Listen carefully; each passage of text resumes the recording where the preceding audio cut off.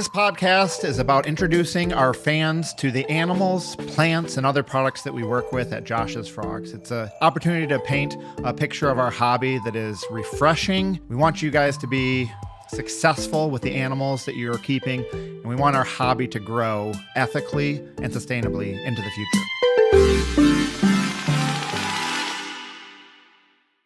Welcome to the Josh's Frogs podcast. I got Lori on again to talk about another gecko species. But before we do that, I just want to say that the Josh's Frogs podcast is brought to you by Josh's Frogs.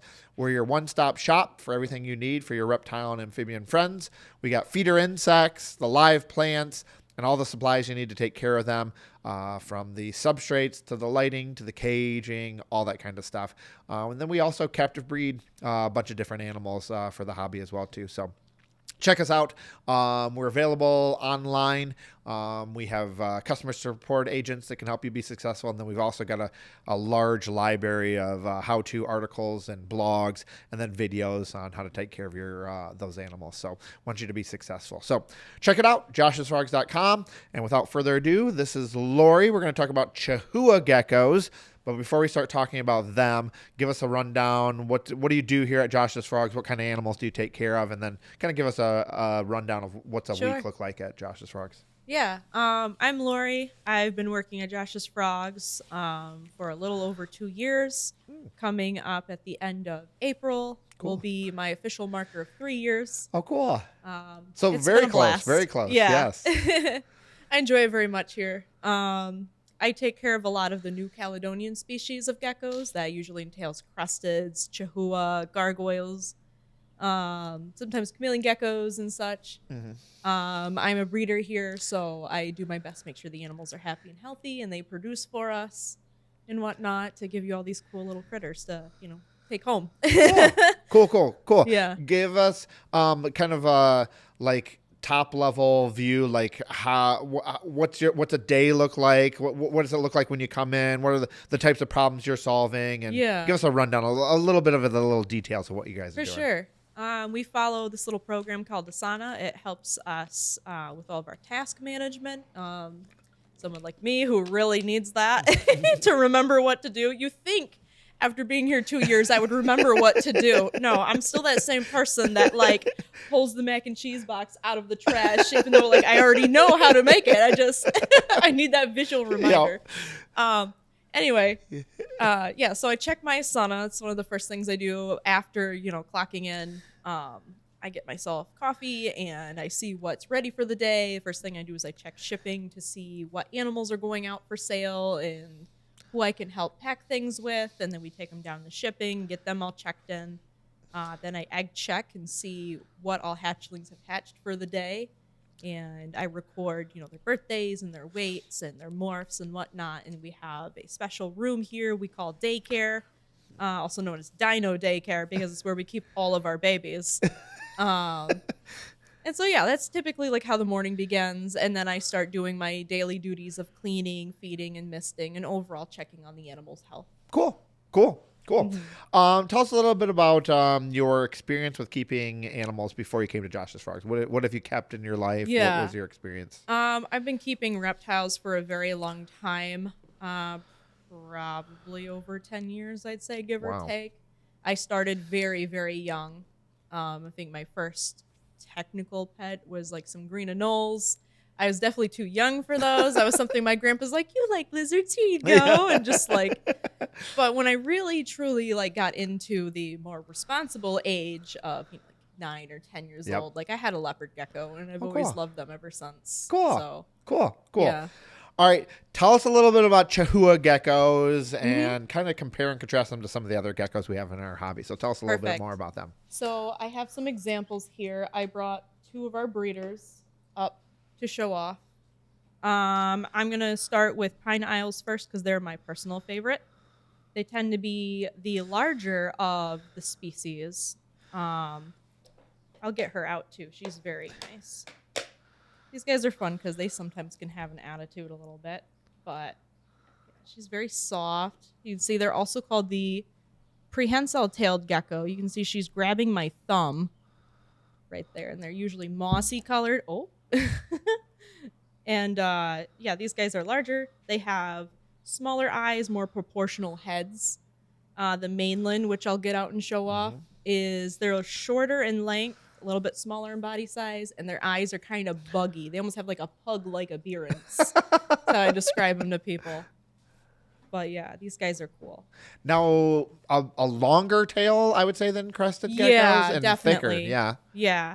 They're not likely to drop them as easily as a crested. You would really, really, really have to, like, I would almost say, like, pull on it or something Really? intentionally. They really don't want to give up that tail because it's prehensile. They use it as another limb while they're jumping around and climbing on branches and trees and such. They're really cool. But these Pretty guys animals. are some of my favorites. Yeah, very pretty. Very pretty. That's full Yeah. grown. That's a full Yep. grown male. Okay. This one's a female, Female, actually. sorry. Yeah. Yep. She's very pretty. She's one of our breeders here. Here you go, sweetie. I'll put you back. She doesn't want to let go of my fingers. Don't want to close your tail. Watch your little feet. There we go. Okay. And the Mainland, this one is a male. I'll get him out. They tend to be more like reddish, greenish, brownish in color. You can see the eyes. See how much bigger Yeah. and like bulgier they are. And they have a little bit of a shorter snout. Hi, buddy.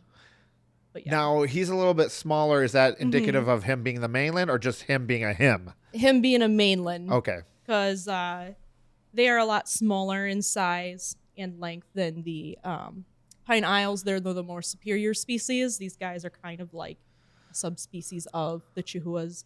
And you're probably wondering, like, where's this term, Pine Isle versus Mainland coming from? Well, Mainland refers to the main island that they're located on. Pine Isle is actually a little island that's a little bit southern offshore of New Caledonia. Okay. And so they have their own thing. So technically these two would never really meet in the wild unless, someone's going through on ships and one sneaks on or something. Yep. But yeah. And again, these guys, they're also, have the prehensile tail. These ones specifically are also sometimes referred to as the short-snouted prehensile tail mossy gecko as well, which sounds like a mouthful. Yeah. But yeah, these guys are really cool. Now, I see the color difference between the two. Is that indicative of the locations? Like, you'd be able to look at one and be like, okay, based on the colors, I think that's a Pine Isle versus a Mainland. Can you tell them apart that way? A little bit, yeah. It's mostly the physical characteristics you're going to look for because even Pine Isles can be like reds and greens and pinks as well. Different breeders have different lines, so kind of like color morphs, but not as like intense as like crested geckos and such. You can even get ones that have white collar on them, so it literally looks like they have like white patch around their neck or even their hips, and it's really, really white. Wow, that's cool. Yeah, they're cool. That's really cool. Now, any difference between the two as far as care or temperament, or does one a little bit more skittish than the other? Is there any differences between the two in that regard? Honestly, they're kind of about the same. Yeah. Same requirements as each other. People often refer to them like saying they have a little bit of attitude. They do sometimes. They can get a little territorial over their space. So sometimes when I go and I'm looking for eggs, I gotta watch this one group in particular. I named her Ghost Pepper because she's super red, but she is super spicy. She likes to chase my hands and bite me everywhere. Oh my gosh. She's small, so it doesn't hurt, but like it still scares you because they're all attitude, and then you get them out, and they're like, "What do I do now?" Yeah. Now, talk a little bit about how they're different than some of the other New Caledonia lizards, whether that's crested geckos or lychees. Talk about how they're different or the same. Yeah. So the care is very similar. They want humidity and temps to be, relatively around the same as you would with a crested. Example, like these guys, they want it, at lowest 60%, but a little bit more on the higher end, anywhere between like 60 to 80% humidity. Okay. They do like it slightly warmer than most new cows. So if you offer them like a basking site and have like it be like roughly like 80 degrees or so, that's fine too. Ambiently, they like the mid 70s. Okay. I mist these guys usually like twice a day, once in the morning, once at night. You can offer them a water dish, but honestly, they drink mostly from like the leaves and off the glass and such. As far as diet's concerned, these guys like crickets. They need that protein a little bit more than crested geckos do. We also feed them the rapashi diet. A lot of people also feed them Pangea as well. So something that's also like important for them too is calcium intake, because they can hit a calcium crash, and Gotcha. It's best to avoid that. So make sure you supplement your animals' foods and such. Yep. Now talk a little bit about how we're setting them up here at Josh's Frogs. Like how do we house them? So this isn't the ideal size behind me, but you can see there's lots of plants. You're gonna want a lot more branches and whatnot for them, because they are arboreal species. They are gonna want to climb. They want to bask and like just chill out on the log. I actually see these guys out a lot, even though they are crepuscular. Some people would say they're more nocturnal. I would be more leaning towards crepuscular, and that means that they're active during like, towards the end of the day, getting dark, and like as the morning sun is rising, kind of a thing. But they definitely troll around at night. So yeah, make sure you got lots of cover, lots of plants. What size enclosure are you recommending? And then are you keeping them solitary? Are you keeping them in groups? Oh, yes. So for an adult Chahoua, both Pine Isle or Mainland, I'm going to recommend an 18-24 minimum. Bigger is fine. They will never complain if they have more space to, troll around. They're kind of a good sized gecko. As far as temperament goes with dealing with other animals, I would not recommend keeping these guys together unless you have plans to breed them. They are territorial, so they will fight each other. Females don't get along with each other either. They will actually gang up and beat up and bully the other female. Oh, wow. So usually when I pair them, it's just 1-1 pairings. And I usually watch them very closely, introducing them just to make sure there's no, like, major battles or anything. Like, there might be a little bit of breeding nips here and there. It's just part of how they breed. They could be a little rough with each other. But overall, you want to make sure no one's losing weight and that no one has any, like, severe injuries. Yep. Yeah. Now, you talked a little bit about breeding. Like, how often are we putting them together, and how often should we expect them to breed in a given year? Yeah. So, like most new cows, these guys do lay 2 eggs a clutch, and I believe they can lay anywhere between like 6 to 8 clutches maybe a year. Okay. And about, say, every 30 to 40 days, if they're paired, you can expect to find eggs from these guys. Sometimes it's a little longer. They also lay very heavily calcified eggs too. So again, I'm going to talk about that calcium crash. That's where you see it most common in females, is because a lot of their body utilizes all that calcium to make those eggs, which are super thickly shelled. Sometimes their tails will get really wavy, or their hips will look kind of like off and such. And that's a sign of calcium crash, and definitely want to pay attention to that and make sure you give them extra supplements, especially if they're breeding around that time. And are you doing that just on the feeder insects, or is there any? Okay, cool. Yeah, I do that mostly on the feeder insects. Sometimes if I feel like they might need a little more, I can always add some to their gecko diet and whatnot. But usually I try to provide them with calcium dusted crickets and such. Or sometimes you can offer them different prey items too. Yeah. What else have you fed them besides crickets? Will they eat dubia? Will they eat? Yeah, they'll eat dubia. Sometimes they like silkworms. Sometimes they're a little fussy about that. I think it's the texture or something, because they usually got silk on them. Yeah. Yeah, there's a variety of things. You can give them waxworms even too, but usually the 2 best ones is dubia and crickets. Cool. Yeah. Cool. Now, you mentioned that they eat a lot more prey items, insects, than some of the crested gecko. Yeah. Any other differences that people would notice between them and crested geckos? Definitely their little attitude and their tiny little body. Yep. Most of the time they're bluffing. They're just kind of territorial, but if you handle them often and work with them a lot. Like they can be really sweet. Like this guy, he's just chilling. Cool. Cool. All right. Besides the Yeah. calcium issues that they can have because of the way in which they breed, any other issues that people would keep an eye on when they're keeping Chahoua geckos? Yeah. This is probably mostly like if you're a breeder and whatnot. Sometimes you can have babies that hatch out with like severe like underbites or overbites, and some people have argued back and forth whether it's like genetic or if it's health related in it. I think it's a little bit of both. Yeah. It can depend on the parents, but also from everything that I've read and found, like researched, it's like also could be like development of the embryo inside the egg while the mother is still like producing those eggs. Yep.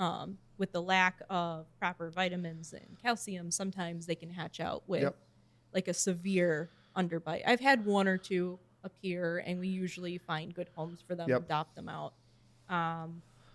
But I would definitely stray away from wanting to breed, animals with severe deformities. Yep. Yeah. Very pretty animals. I love how he's just chilling there. That's really cool. Cool. Any other advice that you want to give to people, or any recommendations for why people would want to keep Chahoua geckos? They're just unique. Yeah. Honestly, you're looking for a good sized gecko that's like also kind of in the New Caledonian branch. Like these guys are really cool. I personally really like the Pine Isles because I like their size. They're kind of like a weird mix between like a lychee and a crested almost. Yep. Like, they're very soft, very cool looking animals. I love their patterns. Yep. Awesome. Very beautiful animals. Yeah. All right, let's move to the lightning round. And I know you've done some of these questions before, so we'll try to stump you again. So, okay. All right, give us the first answer that comes to your mind. If you can't think of anything, we can pass and go on, but just give us the first thing that comes to your mind. Sure. All right, if money and space were no issue, what animal would you keep as a pet? I know I've said a lot of leaf tails in the past, but you know what? I'm a crocodilian girl. Maybe one day I'll have me a big old gator. That'd be awesome. All right. Besides Josh's Frogs, what's another brand that's producing really cool products, or another breeder that's producing really cool animals? It's actually perfect because person who I got a lot of my information from, they're called the Chahoua Chamber. So I want to shout them out because they have so much information. They have stuff regarding Chahoua diet and care, natural history, and all kinds of really, really helpful information. So I'm going to recommend them, and their animals look nice. Cool. All right, what's your favorite animal or plant? What's the coolest thing on this planet? Okay, plants. I love monsteras and philodendrons. They're really cool, especially if they're variegated. I just love that. Animals. I'm going to say crocodiles again. Cool. Mostly alligators. But yeah. Cool. All right. When you were a kid, what did you want to be when you grew up? Oh man. I wanted to be many things. I went through a phase of being like, I want to be an artist. I want to do special effects stuff. I want to work with animals, and I kind of do a little bit of everything. Yep. But my main career is breeding reptiles. Cool. All right. What do you do with a free hour of free time? So no one's bothering you. No one's getting in your hair. What are you doing? Oh, I'm usually working on projects or things at home. Cool. Usually art related stuff. Oh, cool. Cool. What kind of art do you do? I do a lot of digital art these recent days. I've been making sticker designs and such, specifically for like uncommon herp species. Cool. So hopefully I can get that rolling, and maybe I'll have an Etsy shop. That's cool. Yeah. All right. If you had a bunch of people listening to you, you had their attention, and you could give them any advice or maybe a reminder, what would you tell them? Don't be afraid to ask questions. I struggled a lot with that. I still do sometimes, but sometimes, like just asking simple questions can help you out in the long run. I know it can be difficult, especially, if we're regarding like animal care. Yep. There's so many people out there who are really quick to jump on you and like tell you you're horrible or you're doing things wrong. But honestly, if you're asking questions, I think that's the right step. Yep. So. Yep. Takes a little bit of humility to be able to ask a question. Yeah. Cool. For sure. All right, Lori, thanks for dropping a bunch of wisdom on us about Sure. Chahoua Geckos again for us. Make sure that you check us out on social media. Lori's in a bunch of videos and shorts and that kind of stuff. Then even does some writing for us. So check out some of her blog articles and whatnot, care sheets and that kind of stuff. So check those out and see Lori sharing some wisdom with us across social media and across our website. So thanks a lot, Lori. Yeah, no problem. Thank you for tuning in to today's episode. If you enjoy this content and want to stay up to date, make sure to like, subscribe, and follow us across social media.